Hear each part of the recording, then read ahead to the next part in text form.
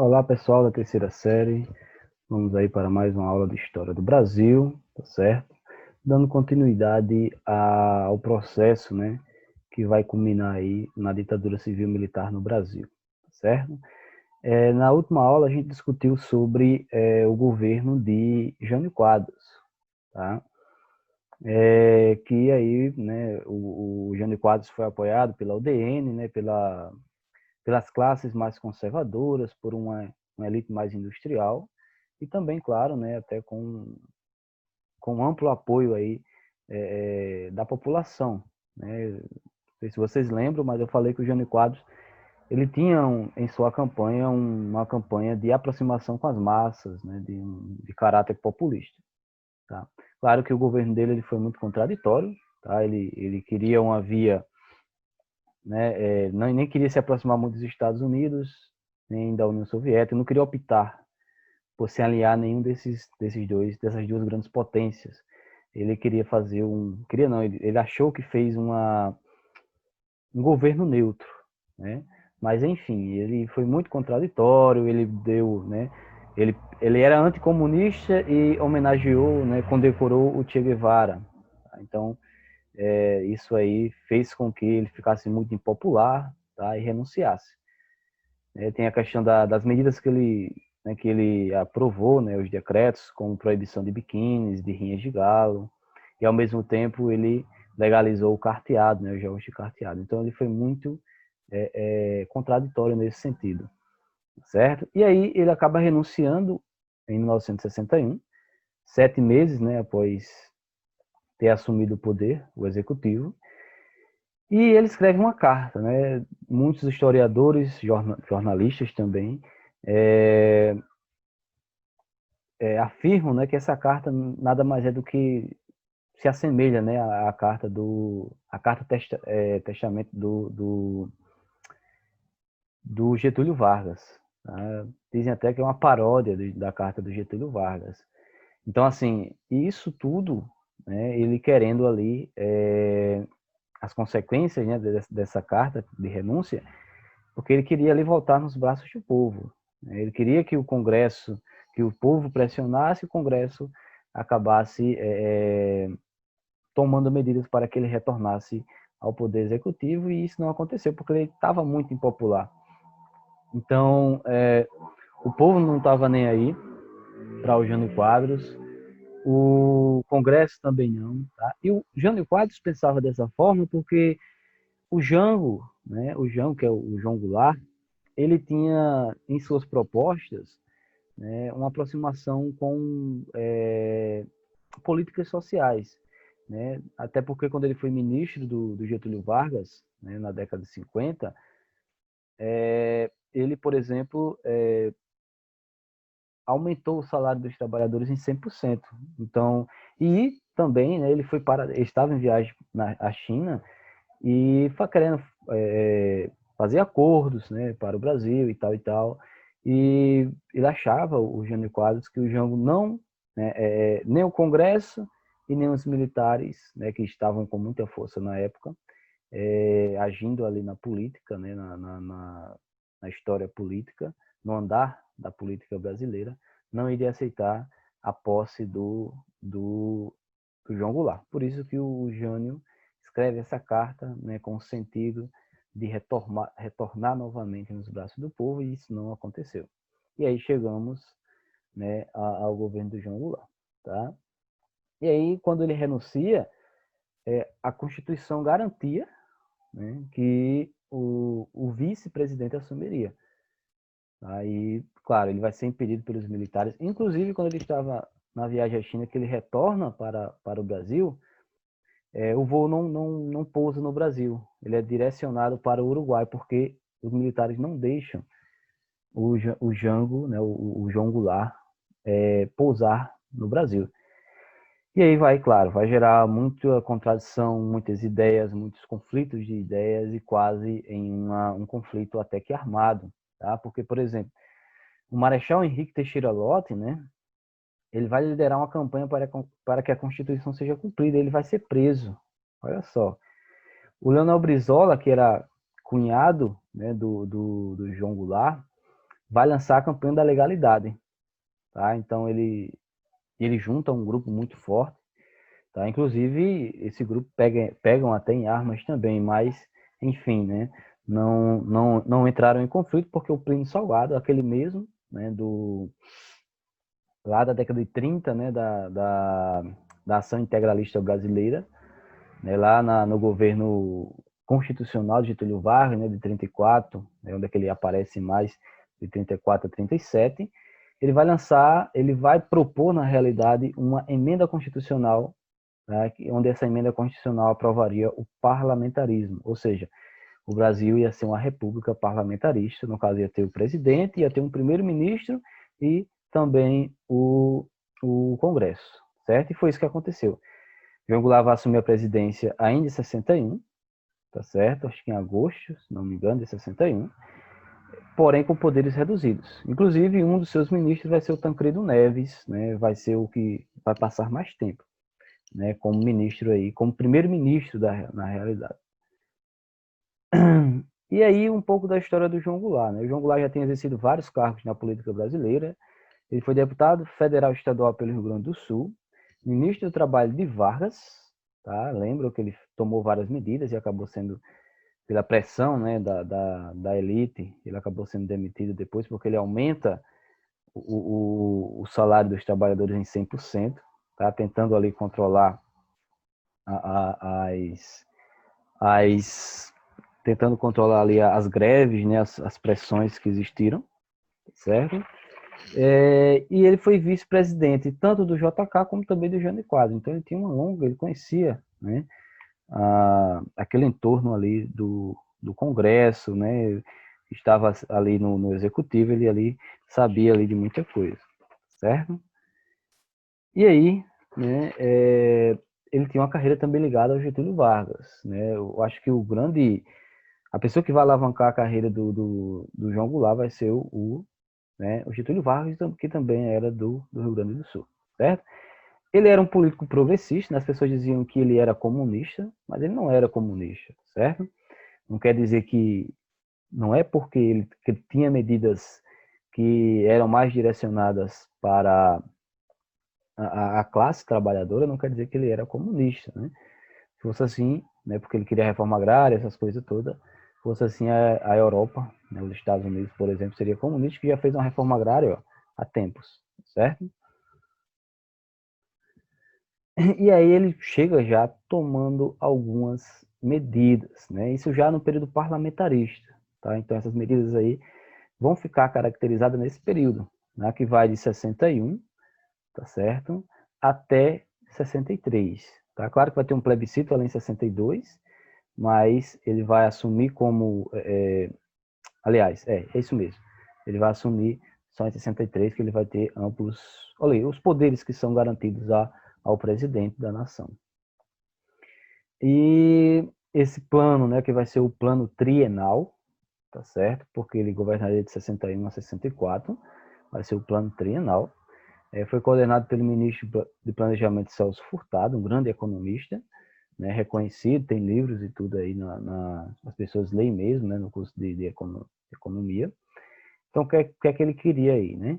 Retomar o crescimento econômico, controlar a inflação com a diminuição das importações. Então, ele queria diminuir as importações e aumentar as exportações e também alavancar aí, no caso, a indústria brasileira, né, a indústria de base brasileira, certo? E, claro, esses capitais seriam aplicados nessa indústria. Ele não queria estar investindo em indústria privada ou abrir demais o mercado para indústrias internacionais, certo? É algo parecido com o que o Getúlio Vargas fez, né, lá na década de 50, né, no governo dele. O plano fracassou devido à alta dos impostos e da diminuição de investimentos externos, ou seja, ele fecha as portas não fecha totalmente, mas fecha um pouco as portas para o capital externo e, ao mesmo tempo, ele aumenta esses impostos. Então, o capital externo deixa de investir no Brasil, tá? E a indústria brasileira, ela não tem um grande desenvolvimento. Isso tudo faz com que o Jango, né, pegue vários empréstimos ali com o FMI, e isso indica aí que ele não rompeu as relações, né, com os Estados Unidos ou com outras potências do exterior. Certo? Então era o plano trienal, por isso que eu coloquei essa charge aí, tá? Porque não deu certo, a inflação aí aumentou muito. E aí em janeiro de 62, né, é o plebiscito que eu estava falando para vocês, foi organizado aí um plebiscito que colocava em questão a permanência ou não do parlamentarismo. Ou seja, você escolhia, se fosse para escolher o parlamentarismo, você colocava sim, se fosse para aliás, se fosse o parlamentarismo, você colocava não, né, se você não quisesse. E o presidencialismo, sim. Aí eles não quiseram o parlamentarismo, venceu com ampla maioria. E aí foi uma campanha muito grande, como vocês veem nessas fotos, nesses cartazes, né? Chegou a hora de dizer não, chegou a hora de dizer não. Tá? Segundo propaganda do governo, reformas sociais ocorreriam no presidencialismo. Então a propaganda foi muito forte, inclusive teve consequência no resultado que, né, o parlamentarismo foi deixado de lado e voltaria ao presidencialismo, do qual o João Goulart ia ter mais autonomia para governar. E aí, como restabelecimento do presidencialismo em 63, tá? Aquilo que eu estava falando para vocês, plebiscito em 62 e o presidencialismo só vai ocorrer, né, de fato, no início de 1963. Tá? Aí, em 63, ele anuncia as reformas de base, que era mais ou menos uma continuação do plano trienal. Tá? Ele meio que inseriu isso aí. E aí essas reformas de base tinham como objetivo desenvolver a economia e combater as desigualdades sociais, eram os grandes objetivos. E aí as medidas, né, que iriam fazer isso acontecer seria o quê? Investimento na educação, tá? Acabar com a cátedra vitalícia, ou seja, pessoas que eram empossadas como professores e não passavam por concurso público, então ele ia acabar com isso.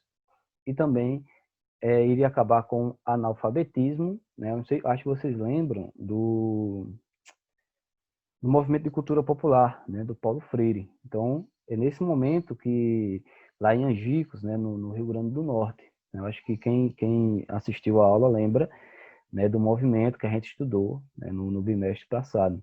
Né? O movimento que vai, e inclusive, o Paulo Freire vai coordenar, né, esse movimento para erradicar, né, o analfabetismo no Brasil. Pretendia uma reforma eleitoral que visava garantir o voto de analfabetos, que não era garantido ainda, e de militares de baixa patente. Olha só, por isso que os militares também vão, né, os militares de baixa patente, tá, que vão apoiar também o João Goulart. Certo? Além disso, ele torna, né, o Partido Comunista Brasileiro, né, legal novamente, que ele estava na ilegalidade ainda. Vai fazer uma reforma bancária, queria aumentar o acesso ao crédito a pequenos produtores, isso era importante, tá certo? Inclusive aí até para a questão da reforma agrária. Você dá uma terra, mas você tem que dar crédito para essas pessoas que vão receber essa terra.